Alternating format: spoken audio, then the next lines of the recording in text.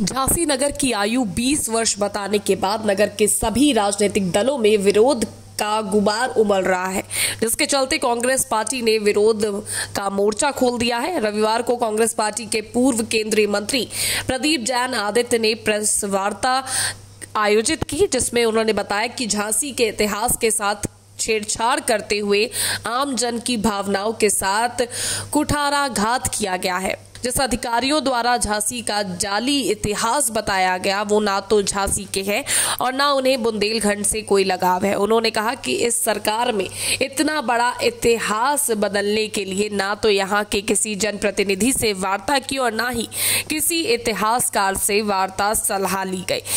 चंद अधिकारियों ने इसे झांसी के इतिहास को 20 वर्ष का इतिहास बनाकर वीरांगना लक्ष्मीबाई सहित बुंदेलखंड के इतिहास का अपमान किया है। इसके साथ ही उन अधिकारियों के खिलाफ कठोर कार्रवाई की भी मांग की है।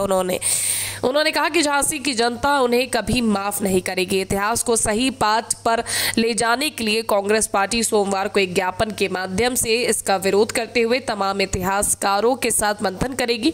साथ ही उन्होंने कहा कि झांसी नगर की तिथि तय करने के लिए तमाम इतिहासकारों का मंथन करना जरूरी है, उनका साथ होना जरूरी है। उन्होंने कहा कि जिलाधिकारी की बनाई गई वेबसाइट पर भी किले की तिथि अंकित है, फिर भला झांसी के इतिहास को 20 साल क्यों बताया जा रहा है। इस प्रेस वार्ता में इतिहासकार ओम प्रकाश असर, वरिष्ठ पत्रकार मोहन। झांसी वीरांगना महारानी लक्ष्मीबाई की तपोमाटी है और पूरी दुनिया में जानी जाती है कि झांसी का अस्तित्व सुभद्रा कुमारी चौहान ने जब वो कविता लिखी वो भी आज उसको 10 वर्ष हो गए हैं, लेकिन झांसी नगर निगम ने एक भद्दा और क्रूर मजाक किया। जब शासन से एक पत्र आया कि झांसी की स्थापना कब हुई, झांसी कब से प्रचलन में आया, तो नगर निगम के अधिकारियों ने प्रशासन के माध्यम से एक पत्र भेजा कि 7 फरवरी 2002 को झांसी का गठन हुआ। आज हम लोग बैठे हैं यहाँ, 100 साल के स्वतंत्रता संग्राम सेनानी हैं, हमारे जो शतायु पूरी करने वाले ओम प्रकाश खरे असर हैं, जिनकी ये जन्म माटी रही, एक ऐसी पुस्तक लेके आए जो 45 साल में लिखी गई। सारी चीज़ों में ये कहा गया है कि झांसी का इतिहास बहुत प्राचीन है।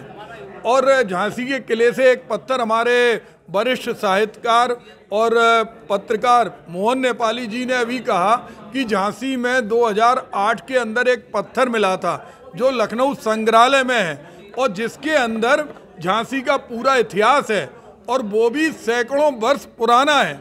तो इस तरह जो अधिकारियों ने खिलवाड़ किया है वो अधिकारी माफ़ी मांगे और उन अधिकारियों ने झांसी की जनता का अपमान किया है, इस अपमान को हम बर्दाश्त नहीं करेंगे।